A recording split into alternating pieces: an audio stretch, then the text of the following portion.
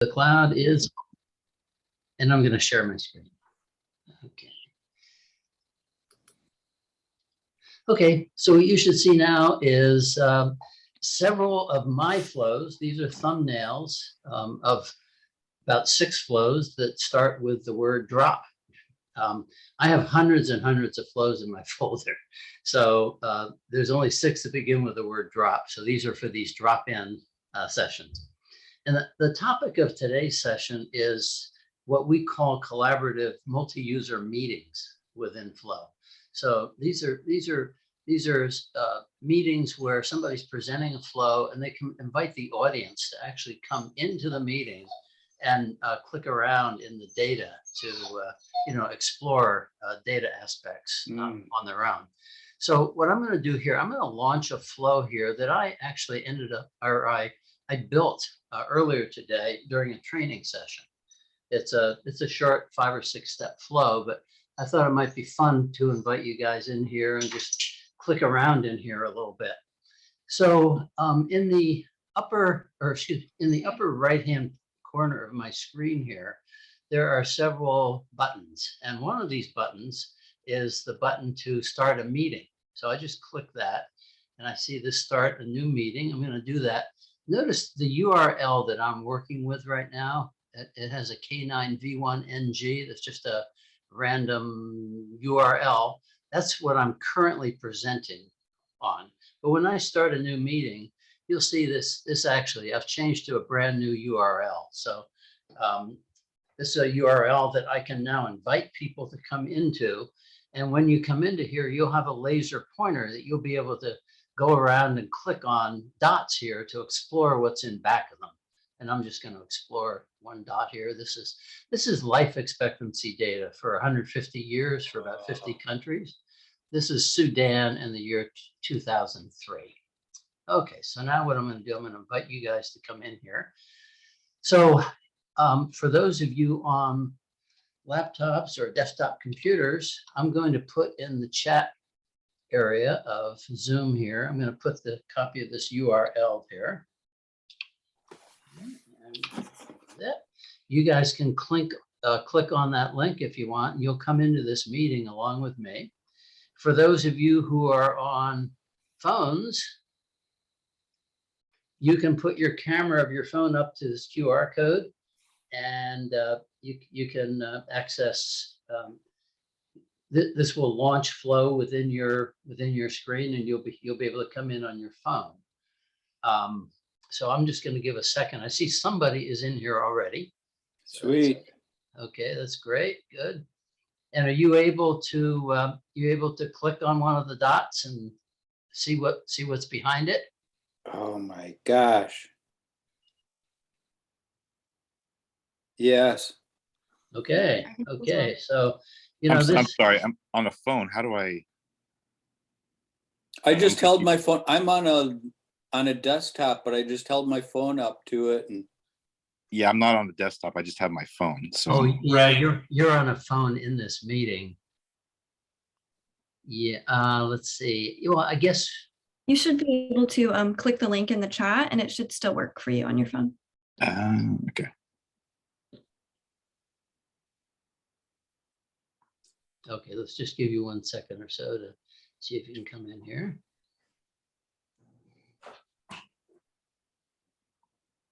oh my gosh. Okay. All right. I'm trying to join on this HoloLens here. Yeah. I'm hoping it scans that QR code actually. Yeah, I'm gonna move this. Yeah, I'm in. You're in now? Great. Yep. So Bill, I can see you clicking around, plus then I'm clicking around. So it's simultaneously. Yep. Yeah, let me tell you the rules of the game here. Okay, I'm the presenter, so I get to say which step we're gonna discuss. So right now, all you're seeing is a constellation of dots with data behind each dot. So I set the stage, I set the step that we're on. And I can also, as you come in and click around, I can kind of see where you're clicking. Now that doesn't make sense in this constellation, but it'll make sense a little bit later and when we proceed through this presentation. And what you can do is you can swivel this space if you want. You can modify the camera angle at which you're looking at this space. You can drag the space to the left, to the right, up and down. And if you're on a PC, you can use your scroll wheel to zoom in and out. So I've done all those operations on my screen here. And whatever maneuvering you're doing here, that's your private maneuvering that you're doing. So you can put this in any orientation you wish, but you have to be on the same step that I'm on. So what I'm going to do now, I'm going to proceed to the next step of this presentation. And on this presentation, what I did is it took me about 5 minutes to build a scatter plot that showed the life expectancy for about 40 countries around the world, from the 1850s up to like 2020. So we got like about 150 years of data in here for about 40 countries. So there's about 10,000, 8 to 10,000 data points in here. And just like before, if you can find one of these dots, you can click on the dot and you can see what that represents. And this one particular one, this is Zimbabwe for the year 2013, and it was a 57-year life expectancy. Okay. So I'm just going to let you explore this just a little bit.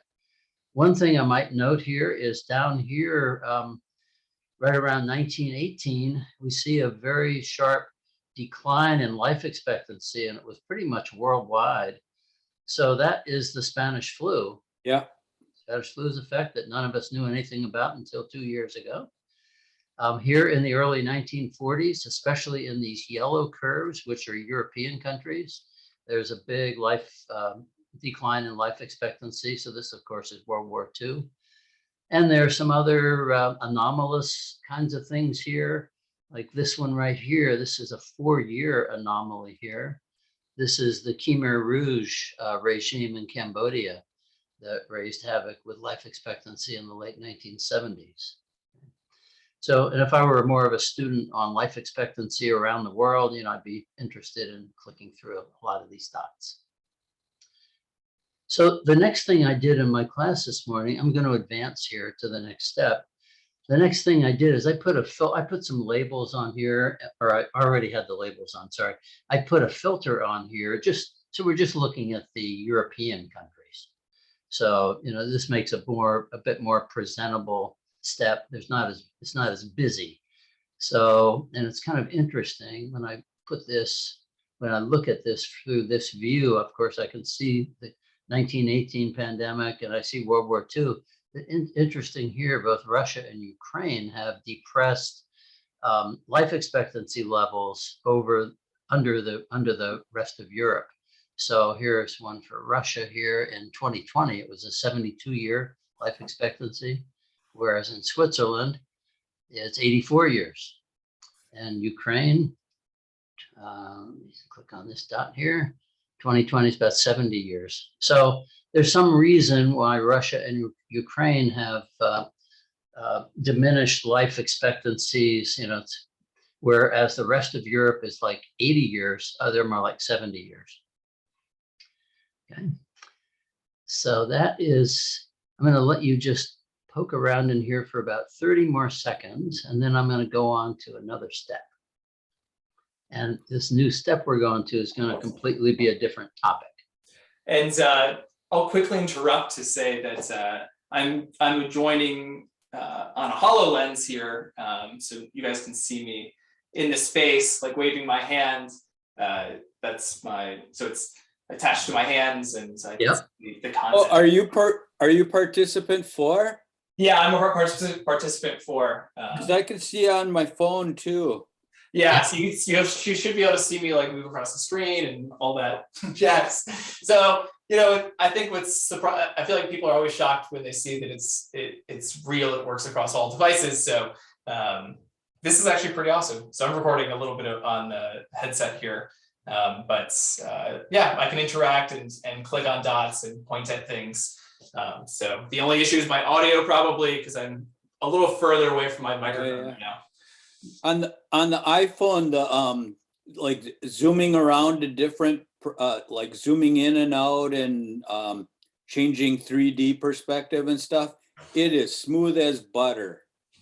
Oh, that's good. That's great. Oh, That's what we like. Yeah, so let's see, I just want to point out one more thing here. It's maneuvering as I'm moving my camera here, it depends what your area of interest is in your presentation. So if you were primarily interested in dwelling on the events that cause declines in life expectancy, you might look at this curve like from this angle. And if you were in another phase of your discussion and you just wanted to show that, hey, I've got every country in Europe, or 12 or 14 countries in Europe represented here, you might want to look at it from this angle. So it really depends on, what your data story is, what is the best angle at which to view this information. So I'm going to go on to the next step here. Okay. And here what we're doing is we're going to look at the 10,000 largest cities in the world. So if you want to click on one of these dots, this is Bhiwandi, India, 11 million people, or no, 1.1 million people. So each of these dots represents one of the 10,000 largest cities of the world. And what I'm going to do, I'm going to put these 10,000 data points onto a globe. And here it is. Okay. Now, what I did in my class today, I put these 10,000 points on the globe, and then I gave the points elevation off the globe in proportion to the population of the city. So I'm going to look at this city right here. This is, click on this. Okay, this is Tokyo, Japan. Metro area, 37 million people, largest city in the world. In the data set we were using, this is probably a metro area data set of some sort. So you can choose a dot of your choice here and click on it, and you'll see some of the largest cities are stand out against the background of the sky, and others are very close set onto the surface of the globe, all in proportion to the population. So the smallest cities are very adjacent to the globe. The very largest cities have quite a bit of difference between the surface of the globe and the location of the dot. I also put colorization into these dots. The very largest cities I made red, and the medium size are kind of this grayish color, medium size of these large cities, I should say. And then, so on. So as we got near the surface of the earth, this green was kind of the predominant color. Okay. So now here you can, just like you could swivel the scatter plot, you can swivel this globe. You can spin the globe around if you want. I'm just spinning it here on my screen, and I'll just stop over I'll stop over the Americas here just for a couple of seconds, and if you want to poke around in there, you can do that. And then let's see, any questions so far on this? Okay. Then the last view I'm going to give you here, let's say this is part of my presentation. I wanted to see all the cities of the globe in one view, where, a flat view. So this is an equirectangular view of all the cities of the world. And just like before, you can go through here and you can query in these cities here. Okay. So this is what we call multi-user collaborative meetings. My favorite use case is kind of a sales use case, where we've got the sales regional manager, maybe the US manager has, he's running a meeting for all his regional salespeople. And what they've got is a bunch of dots here that have information behind them put on a map of the US. And each participant, each of the regional managers, can be clicking on dots and seeing what information's there about maybe sales opportunities might be the topic, or problem accounts, or reference accounts. It can be any of these kinds of things. But I think you can imagine if you've got 5 regional managers and a VP of sales all on a call talking about opportunities, you could have a very rich conversation where the regional managers will be able to query data that's showing up in their region, and they can brainstorm with their peers about the best ways to approach different sales situations. So, it's just an example use case. And I would say probably every company in the world has use cases for this kind of a capability. So I'm going to pause here right now and just see if you have any questions on this topic. And then since we have a bit of time, I can also take you through some other things having to do with flow. But I'll wait for questions on this collaborative meetings first.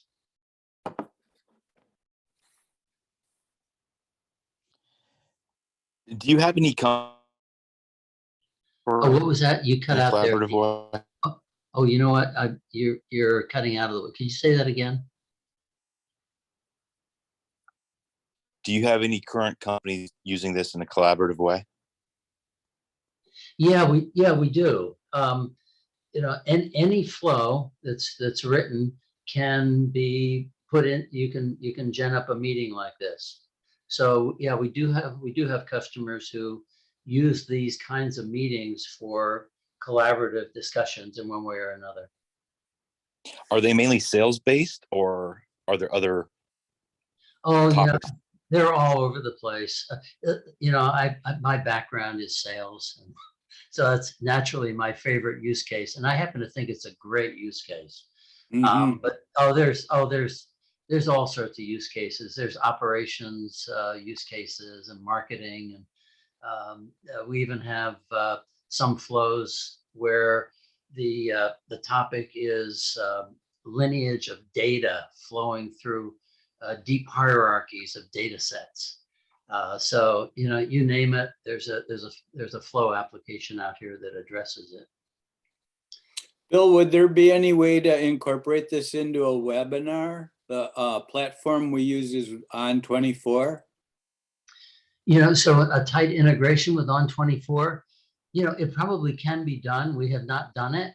I don't know what the technical aspects of that are, but if that's a really important thing for you, we could probably explore that. Cool. Okay, what I'm going to do here, I'm going to put in the chat room another website I'd like to point you guys to. Maybe you've already been there, I'm not sure. https://a.flow.gl. Just gonna put the link in here. If you go to that website and take a look at what we call featured flows, you'll see a diversity of flow examples. We've got about 25 really powerful examples of flow out there. Some of them cover COVID. Some of them cover financial situations. Some of them, it's kind of random topics that we put out there. But each one of these featured flows, I think, shows very well the power of flow as a data story communication vehicle. See now, let's see. I could go out there. I could take you on a real quick tour of that if you're finished with clicking around here in the multi-user meetings. Okay, why don't we do that? And while I'm out there on that page, I'll be able to show you some other things too. I'd be curious about the financial information, if you could show that. Yeah, okay. Okay, so here, this is my home page in Flow. And, I have hundreds of flows, 6 of which begin with the word drop. Okay, so what I've been talking about here are the featured flows. I'm going to go down here. Let me take my filter off of it. So this is our 20 or 25 featured flows. Each one of them is a really good example of a flow.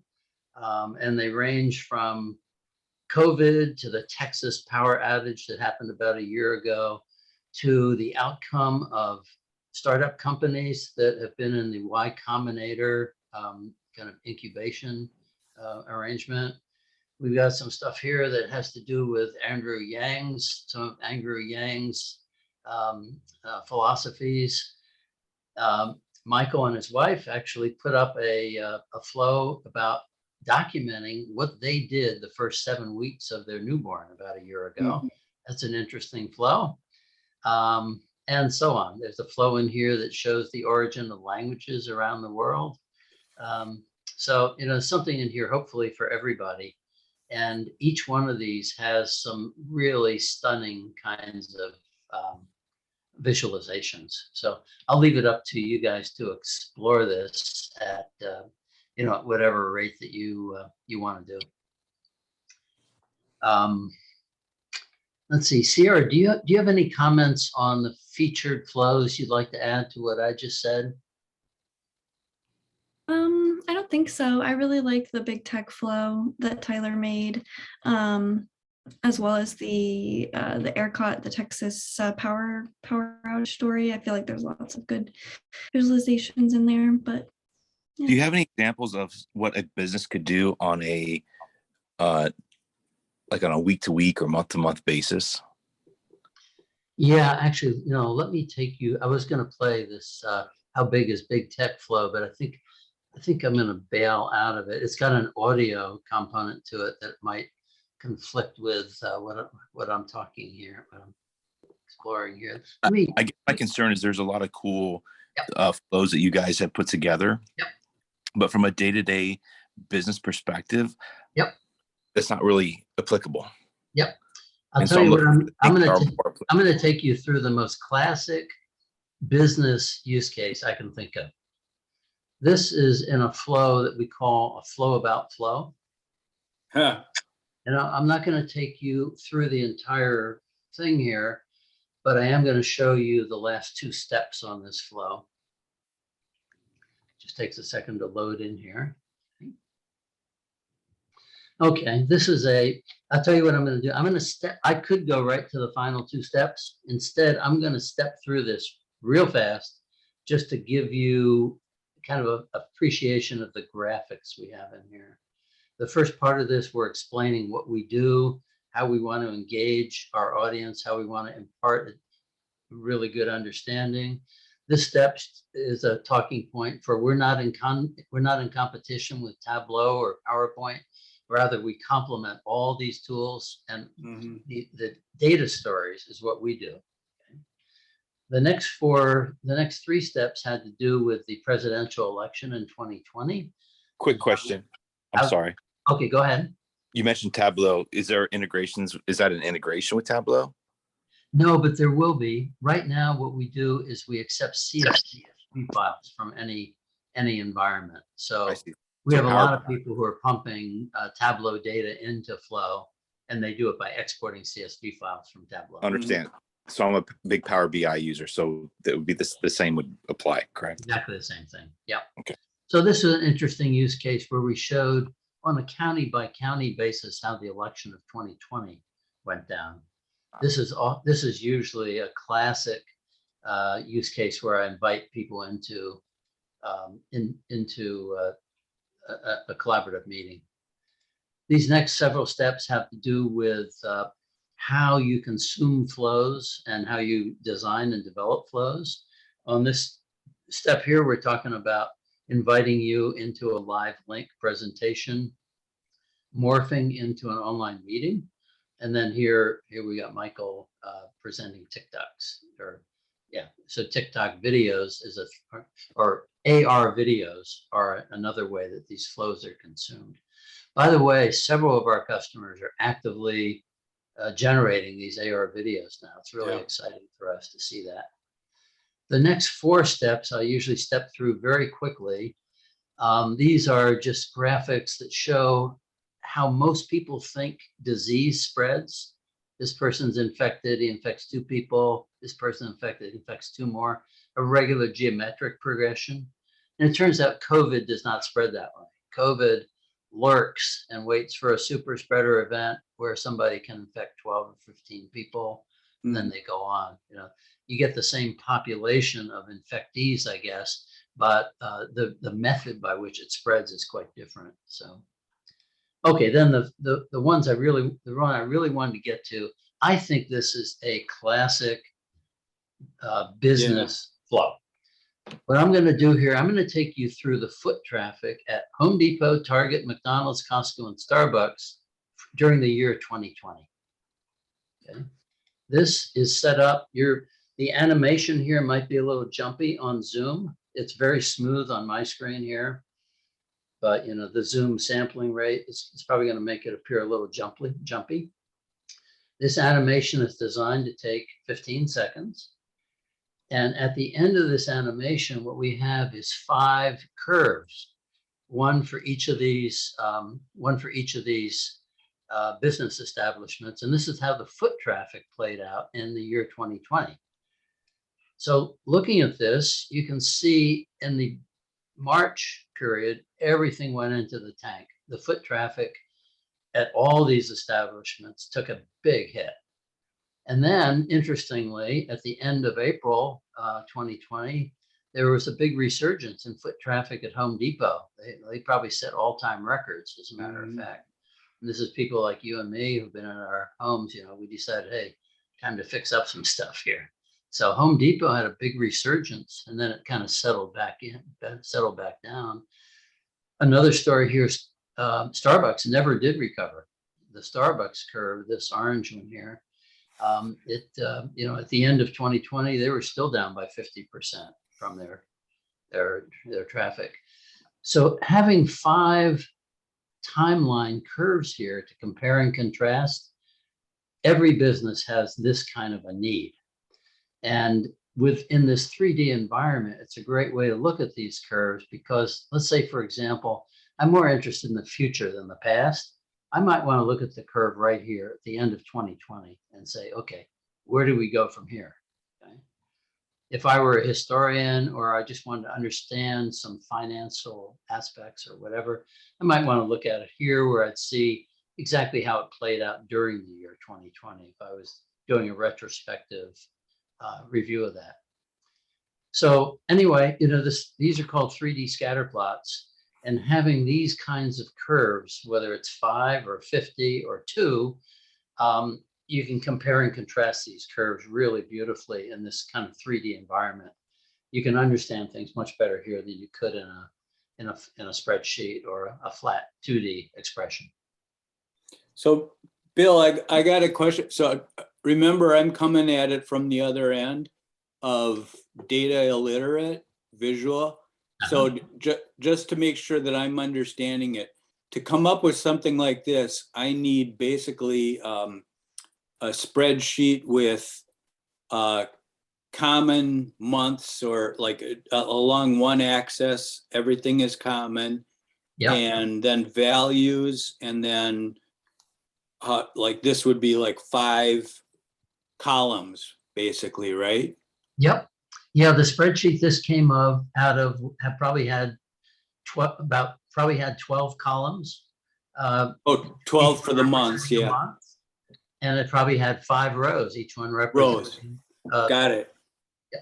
So very simple input, and you know, kind of hard to see the data in a flat spreadsheet format, but in a graphical, visual 3D format, I mean, you can definitely see a lot more in this kind of a view. And if your job is to communicate trends or what's happened to an audience, I mean, this is a very nice forum for doing it. Very engaging. Yeah. So, you know, my thesis is that every organization in the world has timelines that on one way or another, they want to compare curves against. And this is just a beautiful way of doing that. So is the main delivery point here Zoom meetings? Yeah, it can be Zoom meetings or any other meeting. It can be in the old days, you know, where people actually did live presentations for company members in an auditorium. It could be done that way. But you know, nowadays everything seems to be done over the internet. So a lot of people use Microsoft Teams or Google Meet or Zoom for doing these presentations. My use case would be an embed on a website. Is it that's possible to just have it be like a self-playing embed code? Oh, absolutely. Yes. As a matter of fact, we even give you a starter embed code. Sweet. If anybody has more questions on this, I'll pause and answer that. Then I'll show you how you can get the embed code for this. Yeah, I'd be interested in that. Okay, great. Okay, let me close this down here. I'm going to go back. I'm just going to load up one of my flows. Let me go back to my directory here, and let me put on my filter here and drop. Yeah, so let's, we just finished looking at this flow here. Oh, actually, I didn't mean to go in there. Okay, it's going to be okay. I just want to get in the edit mode of this flow rather than present mode. I could get into the edit mode here, but I think instead of going in that way, I'm going to go back here and restart this, come in the way I probably should have to demonstrate what I wanted to give to you. Okay, so I'm going to say here, I'm going to edit this flow.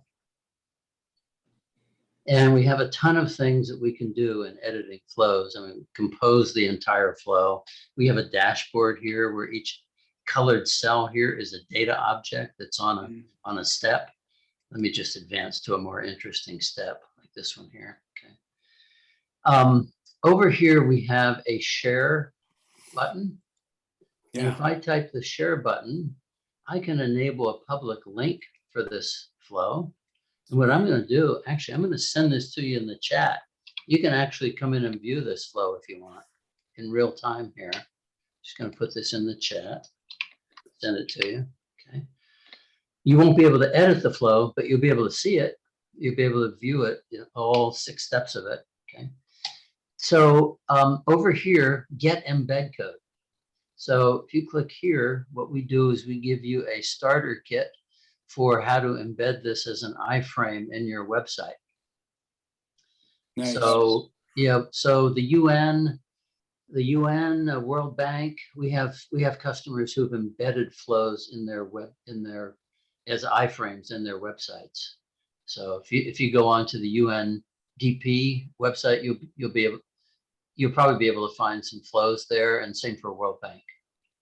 And then the dimensions, the height, width, and everything, we could just, can we, this is a dumb question, but like obviously we could change the dimensions, but do we need to keep it proportional, or what happens? I guess what I'm saying is it has a fixed size, but the size that we might be trying to stick it into, it might be more vertical or horizontal. Yes. Does it scale? Yeah. As a matter of fact, if you go on to the UNDP site, I could access a link for getting on that site. Hey, Sierra, would you mind accessing the link that goes onto the UNDP social protection site? Yeah. What we're going to do is show you an actual embedded flow on the UN site, UNDP, and you'll see that they have made that smaller than the normal size screen would be. Thank you. That's my challenge. Is I'm not going to be able to control the space that it gets stuck in. Yeah. Sierra, are you ready to share? I need 1 second to find that link. Okay, that's fine. Yeah, okay.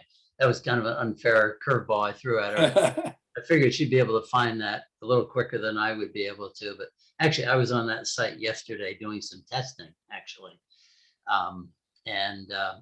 Yeah, so anyway, the webmaster can control the dimensions at which the flow plays when somebody accesses it and plays it. Sweet. Let's see, other kind of sharing. We have a concept here of sharing privately. So if I wanted to share this privately with you, if you guys had user IDs, if I knew your email address, I could share this flow with you. And so that means, I've selected you, I trust you, you can see this flow. I can lock it in my directory so you can't change it, but you'd be able to make a copy of it. I can give you permissions to make a copy of it and then do with it whatever you want. So we have several layers of sharing that come into play here. Bill, I posted that link into the chat. Oh, okay. Oh, it's in the chat. Okay, great. Okay, so I'll just play it here real quick here. This is the UNDP embedded page here. So I'm gonna click on this link. Oh, let's see. Am I gonna have to share this in Zoom? We can see it, okay. Okay, you see it all right? Yeah. Okay, great. Okay, so here I'm actually on a UNDP site, and here you can see they have framed this in a relatively small space. Okay, and now I'm just going to play this flow real quick.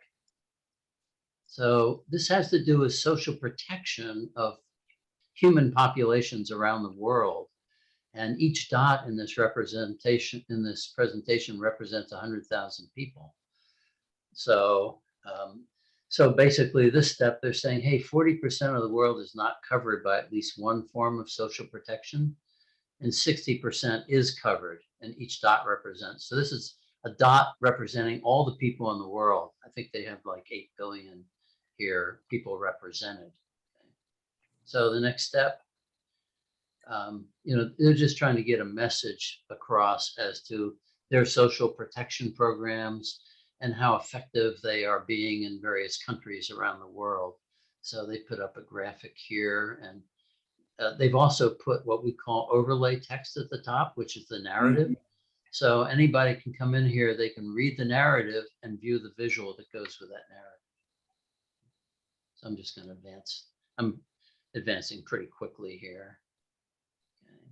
So this is meant to represent that during 2020, there was a negative 1.8 change in the Human Development Index due to COVID, I'm sure.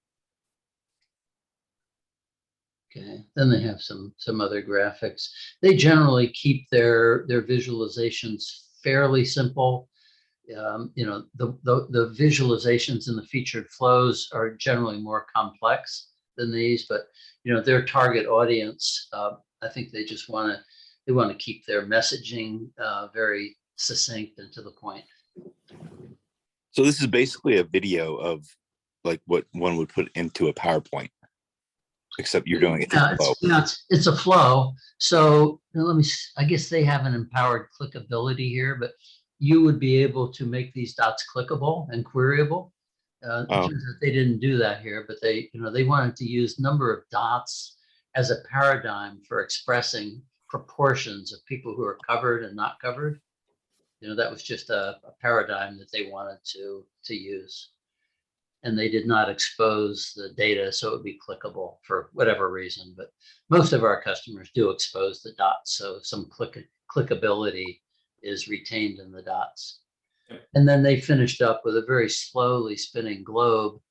You know, my preference is to have a globe spinning a bit faster than this, but this is what they wanted to do. The user can help it along. You know, he can help spin the space, but if you just keep your cursor out of the equation, this is probably going to take 1.5 minutes to totally spin around the world. So that's an example of an embedded flow, this one in the UNDP site. And hey, Bill, just wanted to say I'm back. Okay, great. And Yes. Just to add on to that last question on the interactions or the you know, video aspect of it. So Yep. One thing I'll just quickly comment on, you'll see that train track at the bottom. That used to not be there. You used to not have any next button or back button. You could go anywhere you wanted, click into anything, you know, sort of it was more of an information space. And what we soon realized is that while a lot of people think that's what they want, at the end of the day, they essentially always wanted a next button. And so we just sort of built it into the paradigm. So that said, it sort of is, you have the optionality of within each step to build as intricate of a interaction as you like, or like in this example, to have it be just a playthrough, essentially. The other difference between video and this was the sharpness. You know, video is pixels. You know, it's not live data. The sharpness of a video is never going to match the razor sharpness of all of these vector, the type and stuff. Right. Oh yeah, agreed. Yeah, your GL chip on your phone, even just your phones or your computers, are really powerful. So you don't have to compress it down and send it over video feeds. So agreed. Yeah, so let's see. So I think that answered the question about embedding videos on Yeah. sites. Awesome. Let's see, we've got a few more minutes if you want to keep going. You got any other questions? Yeah, anything around like a financial statement display? Yeah, you know what? Let me go back to the featured flows. Now, Michael, I know you've done a lot of work in financial areas. Do you have anything that's not customer private that you can show or not? Oh, I think you're on mute, Michael. Yep. Oh, my apologies. Yes, I believe, if I'm not mistaken, so T-Mobile is a public company, and this was just a experiment. Let me try to pull it up here. I'm going to stop sharing and turn it over to Michael. There is, if you look through the featured flows, you'll find a couple financially oriented feature flows there. And if you're searching for them and you can't find anything, send me an email and I'll get a pointer to you for a more financially oriented feature flow. This is not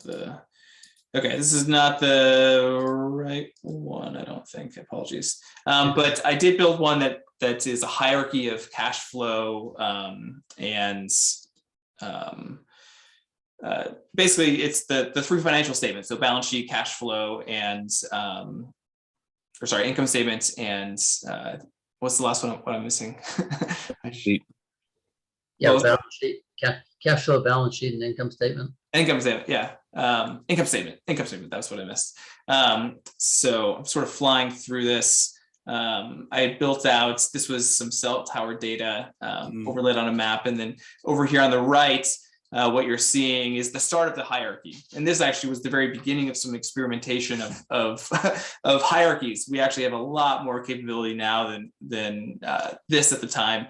But the idea that you can start to interact with this to expand out, it doesn't look like this appears to have that working, but yeah, that you can essentially expand out for like a balance sheet, that you have assets on one side and liabilities on the other. And so what you can start to do is on the height dimension here, we could actually start to put the value. And this was sort of the start of some experimentation where now you can see the magnitudes. And so as a balance sheet these should be balanced. So assets and liabilities should equal each other. And then this, I think we were working on some more interactivity. So when you click on a dot, it filters and things like that. But I wouldn't say this is my favorite thing, but I do think it points to a lot of really interesting things that you can really only do in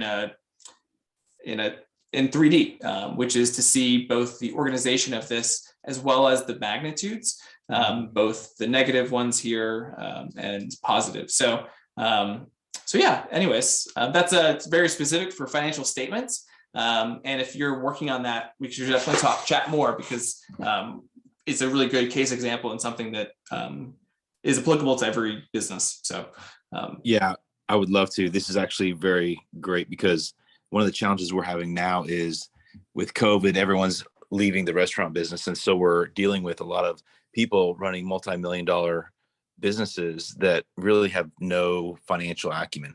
And so we're trying to find a way to make it as simple as possible to educate them and to make good business decisions. Because without something like this, they're just not focused on it. So we have to find a way to show the data outside of a traditional income statement that is that points them in the right directions and that it is meaningful to them. Good.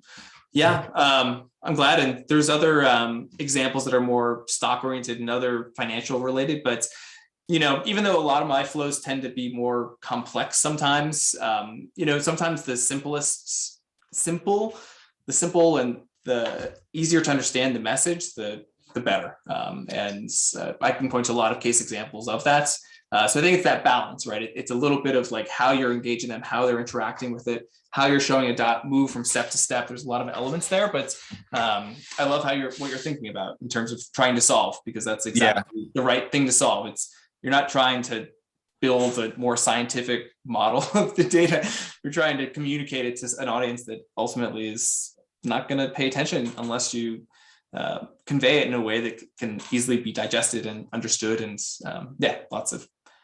Well, I think that's the key of what you're doing here. This is about the next level of data storytelling to a generation of individuals that needs something like that, as opposed to printing up a PDF, and getting through to them. So I'm thinking about things like server performance, like who are your top servers and why, and based on all the data that's available to us, of who's selling what and what the tip percentages and comp rates and there's just multiple levels of data available.